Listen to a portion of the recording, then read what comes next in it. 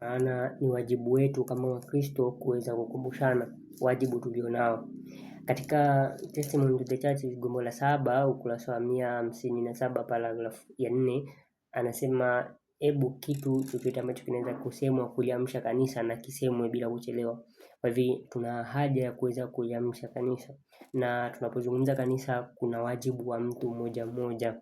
Leo tutakwenda kuona kitu ambacho mara nyingi tunazidi kukisemea ndugu yangu, wakati tuliobaki nao ni mchache sana. Sasa tukiangalia katika maandiko, wakati Yesu anawatuma mitume wake, ambalo hata hivi leo ndio wajibu wetu sisi kama wanadamu, kama Wakristo tunapotakiwa kufanya. Katika Mathayo sura ya 10 mstari wa 7 Yesu anawaambia, na katika kuenenda kwenu hubirini mkisema ufalme wa mbinguni umekaribia.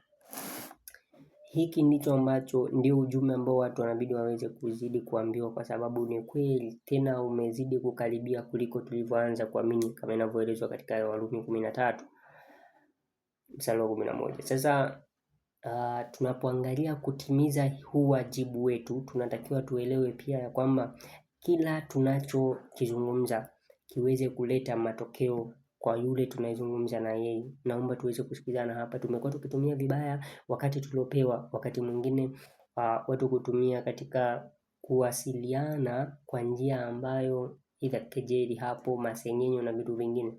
Leo tunaambiwa kuwa na tahadhari sana katika maneno yetu. Katika Testimony of the Churches nitasoma katika gombo la 4 hapa, ukurasa wake ni wa 69. Ngoja nikusomee hapa rafiki, uweze kuona kitu kimoja hapa ambacho kitatusaidia.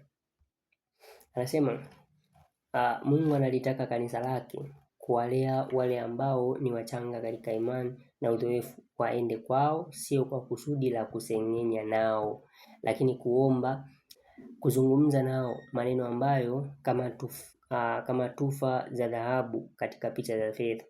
Kwa hiyo kumbe katika muda unaopaswa kuweza kutumika ni uweze kutumika katika maombi, lakini si katika kusengenya. Ndio point ambayo tunataka tuweze kuiweka hapo, sababu wakati tulionao ni wakati mbaya sana, ambapo wakati unaotumia wewe kwa ajili ya kusengenya, kwa ajili ya kucheka bila sababu, si kwamba watu wasicheke, hatupo katika muktadha huo, na Ukristo si mzigo kiasi kwamba eti hakuna maburudisho ya kimwili ambayo Mkristo anapaswa kuweza kufanya. Hapana.